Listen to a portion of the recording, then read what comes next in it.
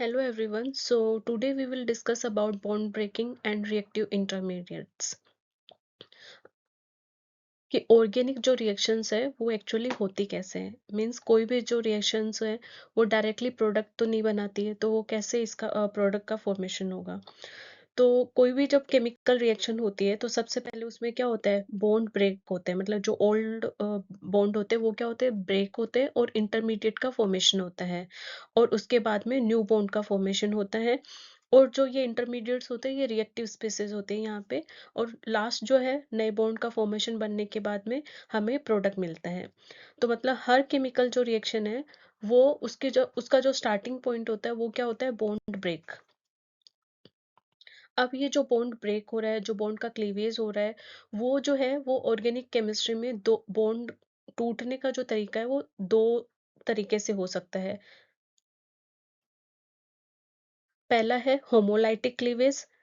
Homolytic cleavage में क्या होता है कि जो बॉन्ड होता है वो इक्वल तरीके से टूटता है। जैसे कि यहाँ पे आप एग्जांपल देख सकते हो क्लोरीन का, तो इस क्लोरीन ने दूसरे क्लोरीन एटम के साथ में एक एक इलेक्ट्रॉन का दोनों ने एक दूसरे के साथ शेयर कर रखा है और एक बॉन्ड बना रखा है, कोवेलेंट बॉन्ड। तो यहाँ पे क्या होगा, जब बॉन्ड टूटेगा तो वो इक्वल तरीके से टूटता है, दोनों एटम क्या करेंगे, एक एक इलेक्ट्रॉन, दोनों को एक एक इलेक्ट्रॉन मिलेगा। और रिजल्ट में हमें क्या मिलेगा, फ्री रेडिकल्स मिलते हैं। तो ये जो क्लीवेज होता है वो यूजुअली होता है यूवी लाइट के प्रेजेंस में, हीट की प्रेजेंस में और नॉन पोलर सॉल्वेंट और पेरोक्साइड की प्रेजेंस में। एग्जाम्पल यहाँ पे मैंने क्लोरीन का दे ही रखा है। तो ये जो पाथवे है, ये इससे जो हमें मिलता है वो इस पाथ को हम क्या बोलते हैं, रेडिकल पाथवे भी बोलते हैं। नेक्स्ट है हेट्रोलाइटिक क्लीवेज। यहाँ जो बॉन्ड होता है वो क्या होता है, अनइक्वली टूटता है। जैसे होमोलाइटिक में क्या था कि एक एक इलेक्ट्रॉन की जो शेयरिंग हो रही थी, तो टूटने के बाद भी दोनों जो एटम है अपना एक एक इलेक्ट्रॉन लेके टूट रहे थे। लेकिन यहाँ पे क्या होता है, अनइक्वली टूटते हैं, मतलब एक जो एटम होता है वो दोनों इलेक्ट्रॉन ले लेता है और जो दूसरा एटम होता है वो इलेक्ट्रॉन लॉस कर देता है। तो इसके थ्रू जो हमें जो फाइनल जो इंटरमीडिएट मिलते हैं वो क्या होते हैं, आयंस बनते हैं। जैसे कि यहाँ पे CH3+ कार्बोकेटाइन और Cl- कार्ब एनाइन। तो याद रखना है कि जो होमोलाइटिक है उसके थ्रू हमें रेडिकल मिलता है और जो हेट्रोलाइटिक है उसके थ्रू हमें आयन मिलता है। तो जो हेट्रोलाइटिक क्लीवेज होता है ये क्या होता है, ये होता है पोलर बॉन्ड्स और पोलर सॉल्वेंट के अंदर। एग्जाम्पल जैसे कि ये मेथिल क्लोराइड है, तो इसमें जो क्लोरीन है, ये यहाँ पे एक बात ये भी है कि कार्बन और क्लोरीन के बीच में जो बॉन्ड होता है वो क्या होता है, पोलर होता है। क्लोरीन मोर इलेक्ट्रोनेगेटिव होता है। तो ये क्लोरीन क्या करता है, दोनों मतलब जो शेयर इलेक्ट्रॉन है उसको खुद लेके, और यहाँ से ये बॉन्ड जो होता है कार्बन और क्लोरीन के बीच में ब्रेक हो जाता है और Cl- बनता है और यहाँ पे ये कार्बोकेटाइन।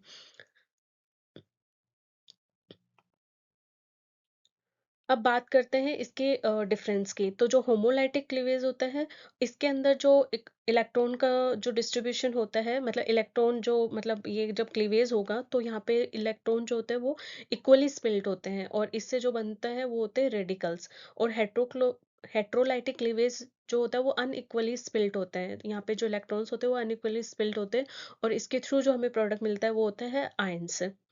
तो यहाँ पे हमें एरो भी याद रखना है कि अगर सिंगल हेडेड एरो है तो एक इलेक्ट्रॉन और डबल हेडेड एरो है तो दो इलेक्ट्रॉन्स।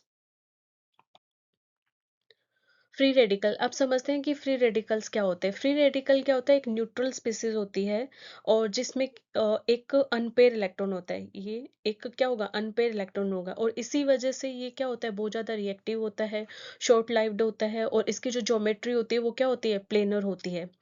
यहाँ पे मैंने CH3 मेथिल रेडिकल का एग्जांपल दे रखा है। तो यहाँ पे ये देख सकते हो, पी ऑर्बिटल के अंदर एक सिंगल इलेक्ट्रॉन जो है वो अनपेयर इलेक्ट्रॉन प्रेजेंट है और ये जो स्पीसीज होती है वो क्या होती है, हाईली रिएक्टिव होती है। अगर यहाँ पे, अगर हम जैसे यहाँ पे हाइड्रोजन है, अगर इसको हम रिप्लेस करते जाए मेथिल ग्रुप से, तो इसको भी मेथिल से किया, इस वाले हाइड्रोजन को भी रिप्लेस कर दिया मेथिल से, इसको भी मिथिल से रिप्लेस कर दिया, तो हमें यहाँ पे 3 डिग्री, 2 डिग्री और 1 डिग्री कार्बन देखने को मिलेगा। तो अगर इनकी रिएक्टिविटी की बात करें तो 3 डिग्री जो होता है वो 3 डिग्री रेडिकल जो होता है वो सबसे ज्यादा स्टेबल होता है, फिर 2 डिग्री और सबसे कम 1 डिग्री। रीजन है यहाँ पे हाइपर कंजुगेशन और प्लस आई इफेक्ट का। लेकिन सबसे जो पावरफुल फैक्टर होता है वो क्या होता है, वो होता है रेजोनेंस स्टेबलाइजेशन। मतलब हाइपर कंजुगेशन और इंडक्टिव इफेक्ट तो होता ही है, लेकिन जो सबसे इंपॉर्टेंट होता है वो होता है रेजोनेंस, जिसके थ्रू ये स्टेबल होता है। ठीक है। तो अगर हम यहाँ पे बात करें, अगर जो रेडिकल बन रहा है वो अगर यहाँ पे बेंजिल या फिर एलाइल रेडिकल रेडिकल बन रहा है और 3 डिग्री रेडिकल बन रहा है, तो सबसे ज़्यादा जो स्टेबिलिटी होती है वो बेंजिल की अप्रोक्सीमेटली, फिर एलाइल और 3 डिग्री सबसे कम हो जाता है। तो अगर कंपैरिजन हम करें सिर्फ़ 3 डिग्री, 2 डिग्री और 1 डिग्री में, तो सबसे ज़्यादा स्टेबल होता है 3 डिग्री रेडिकल, फिर 2 डिग्री, 1 डिग्री और मेथिल। यहाँ पे हम सिर्फ देखते हैं हाइपर कंजुगेशन और इंडक्टिव इफेक्ट। लेकिन जब बात आती है रेजोनेंस की, तो रेजोनेंस जो होता है वो मोर डोमिनेंट होता है, और इसीलिए सबसे पावरफुल फैक्टर कौन है? रेजोनेंस है। और रेजोनेंस के थ्रू जो है वो बेंजिल जो है वो more stable then allyl and 3 degree सबसे कम। अब आते हैं कार्बोकेटाइन पे।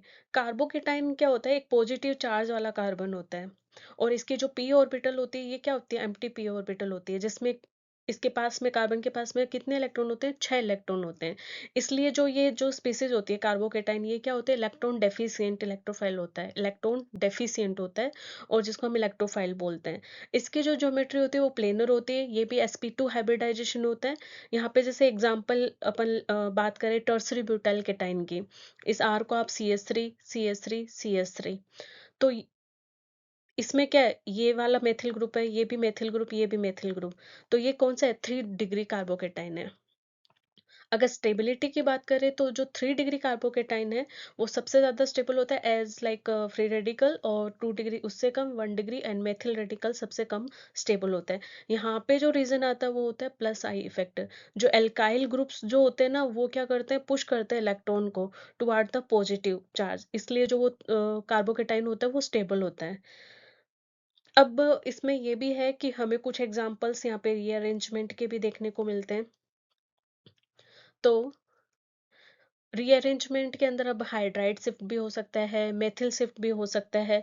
मतलब जो कार्बोकेटाइन बन रहा है, उस कार्बोकेटाइन को और स्टेबल करने के लिए रीअरेंजमेंट भी होता है।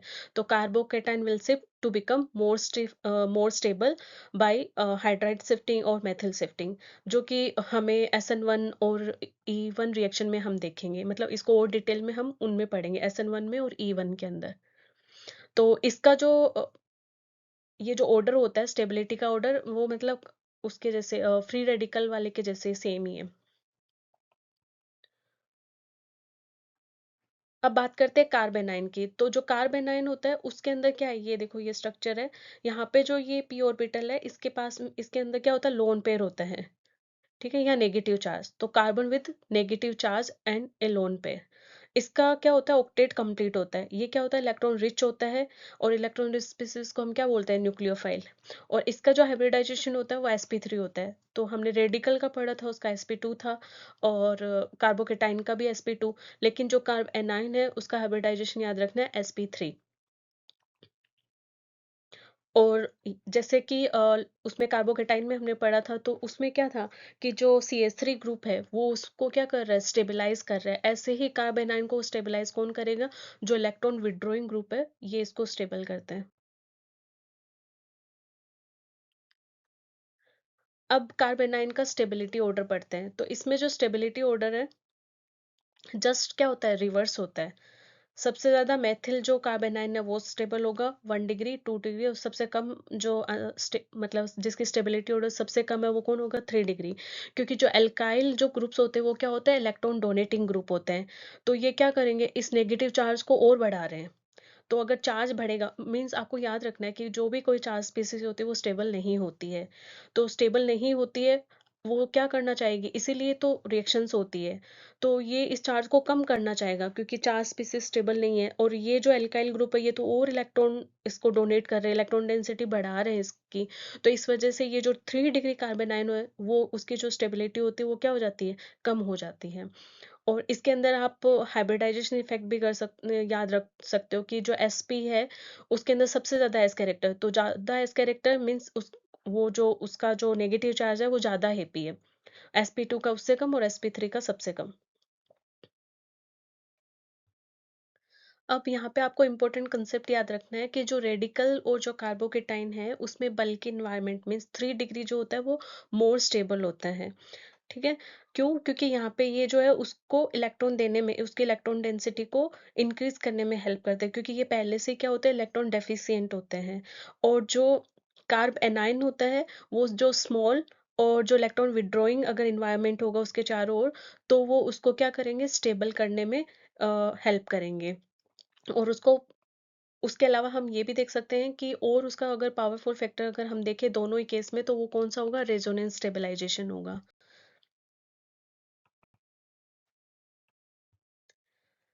अब एक लाइन में इन तीनों को समझते हैं कि जो रेडिकल होता है, वो क्या होता है, उसके ऊपर चार्ज न्यूट्रल होता है, और जो स्पीशीज है वो unpaired electron with the planar geometry. और जो कार्बोकेटाइन होता है, पॉजिटिव चार्ज होता है उसके ऊपर, और जो उसकी ज्योमेट्री होती है वो प्लेनर होती है, और एम्प्टी पी ऑर्बिटल होता है। और जो कार्बेनाइन होता है उसके ऊपर नेगेटिव चार्ज होता है, और उसकी जो शेप होती है वो पिरामिडल शेप होती है, और उसके पास क्या होता है, लोन पेयर होता है। अब आपको याद रखना है कि जो होमोलाइसिस होता है, होमोलाइसिस में तो क्या होता है, उसमें रेडिकल मैकेनिज्म होता है, क्योंकि इसमें क्या होता है, इक्वली स्पिल्ट होते हैं इलेक्ट्रॉन्स, और हेटेरोलाइसिस के अंदर क्या होता है, अनइक्वली स्पिल्ट होते हैं इलेक्ट्रॉन्स। तो इसके थ्रू ये किसमें होता है, आयनिक मैकेनिज्म में हमें देखने को मिलता है।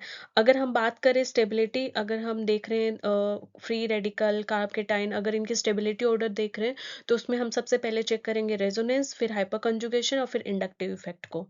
इसके थ्रू हम कोई भी जो हमें कंपाउंड्स दे रखे हैं उनका हम स्टेबिलिटी ऑर्डर डिफाइन कर सकते हैं। तो बेंजील, एलाइल, ये सब क्या होता है, स्पेशल होते हैं। इनको क्या रेजोनेंस जो होता है वो क्या करता है, स्टेबल बना देता है।